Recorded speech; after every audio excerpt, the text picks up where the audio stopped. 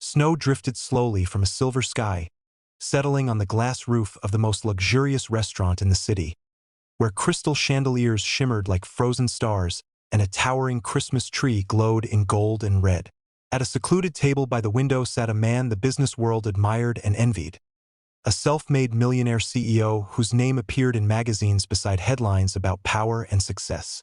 Tonight, however, there were no flashing cameras, no board members, no congratulatory handshakes. There was only a single place setting arranged with perfection and a chair across from him that remained painfully empty. His tailored suit was flawless. His silver cufflinks gleamed under the warm lights, and his expression was calm enough to fool anyone who glanced his way. But behind his composed exterior lived a silence so deep it echoed louder than the festive music floating through the room. Around him, families laughed as children ripped open small gift boxes brought to the table. Couples leaned close whispering promises about the year ahead, and waiters moved gracefully with plates of roasted turkey and sparkling glasses of wine. He watched it all like a man observing life from behind glass, close enough to see the joy but too far to touch it. Years ago, Christmas Eve had meant messy decorations at home, cookies burned slightly at the edges, and a woman who would scold him gently for checking emails during dinner.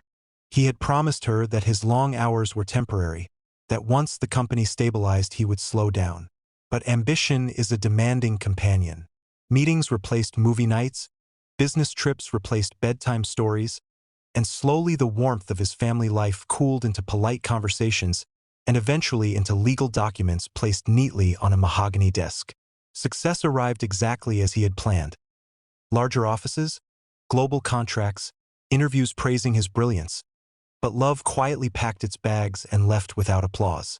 Tonight, as he lifted a forkful of food to his mouth, he realized he could not taste anything at all.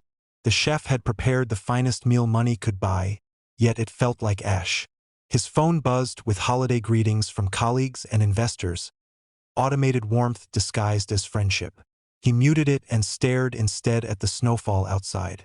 Each flake seemed to fall with purpose, yet disappear upon touching the ground, just as the years of his life had vanished into boardrooms and balance sheets.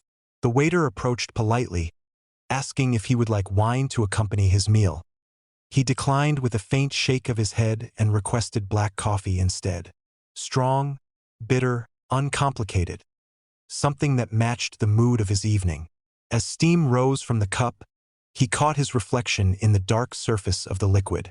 For a fleeting moment, he did not see a powerful executive.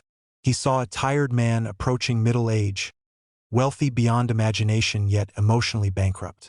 Laughter erupted from a nearby table where a little girl had just surprised her father with a handmade Christmas card. The father's eyes shimmered with pride as he hugged her tightly. The CEO looked away quickly, as if the sight burned. He told himself he preferred solitude, that independence was strength. But the empty chair across from him contradicted that lie. It felt heavier than any financial loss he had ever endured. Outside, the restaurant doors opened briefly, letting in a swirl of cold air and snowflakes before closing again. He barely glanced up, unaware that this quiet interruption would soon change the direction of his night. For now, he remained seated in his carefully constructed loneliness, unaware that Christmas still had one unexpected gift waiting for him. One that would not come wrapped in silk or sealed with a corporate logo, but in something far simpler and infinitely more powerful. The restaurant doors opened again with a gentle rush of winter air, and this time his eyes lifted without intention, drawn to the quiet contrast at the entrance. A woman stepped inside, brushing snow from her modest wool coat, her cheeks flushed from the cold, her posture carrying both dignity and fatigue. Holding each of her hands were two little girls who looked so identical they seemed like reflections in a mirror. Bright eyes, rosy noses, mismatched mittens, and scarves wrapped clumsily around their small necks. They paused just inside the doorway, gazing at the glowing chandeliers and the enormous Christmas tree sparkling in the center of the room, as if they had wandered into a palace from a fairy tale. The hostess greeted them politely, but there was hesitation in her smile as she glanced at the crowded dining area and then at the woman's simple clothing.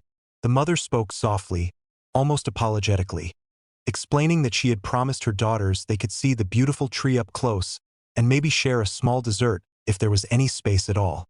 The hostess checked the reservation list and gave the answer the CEO already knew. Every table was booked. Disappointment flickered across the twins' faces, though they tried bravely to hide it. One of them squeezed her mother's hand and whispered that it was okay. That hot chocolate from the street vendor would still be wonderful. Something about that quiet acceptance struck him harder than any business setback ever had. Before he could analyze the impulse, he stood from his chair and walked toward them, each step echoing softly against polished marble. Conversations dimmed slightly as curious eyes followed him. He addressed the hostess first, his voice calm but firm, saying the family could take his table. The mother immediately protested, embarrassment coloring her cheeks, insisting they could not possibly intrude on his evening. He surprised even himself when he replied that he had no company to wait for and that the table would otherwise remain empty. The twins stared up at him with a mixture of awe and gratitude, as if he had just performed magic. After a moment of hesitation, the mother accepted with heartfelt thanks, her voice trembling slightly. As they settled into the plush chairs, the girls could barely contain their excitement, marveling at the sparkling ornaments and folded napkins shaped like stars. He turned to leave, believing his role in the moment was finished. But one of the twins tugged gently at the edge of his sleeve and asked why he was walking away when it was Christmas Eve and nobody should sit alone. The innocence in her words dismantled a wall he had spent years building. Without overthinking, he returned to the table and sat down, suddenly aware of how long it had been since anyone invited him to share something without expecting a contract in return. The girls introduced themselves enthusiastically, their voices overlapping as they explained their favorite subjects in school and their dreams of becoming a teacher and a scientist. Their mother apologized for their chatter, but he found himself smiling, assuring her that he enjoyed it. As dinner was served, simple dishes he insisted on upgrading without making a show of it. The twins treated every bite as if it were a feast prepared in a royal kitchen. The mother confessed quietly that she had lost her job a few months ago and had been struggling to keep everything together. Yet she refused to let her daughters feel the weight of that burden on Christmas. He listened, truly listened, and for the first time in years he felt present instead of powerful. When dessert arrived, the twins insisted he share their chocolate cake, carefully dividing it into equal pieces so everyone received the same amount. The gesture, so small and sincere, warmed him more deeply than the expensive fireplace nearby ever could. Laughter replaced the hollow silence that had followed him into the restaurant, and somewhere between stories and smiles, he realized that the emptiness he carried was not permanent. It had simply been waiting for connection. As snow continued falling outside, the city glittered under winter lights, but inside that once lonely corner of the restaurant, something far more valuable than wealth had been restored. A sense of belonging he thought he had lost forever.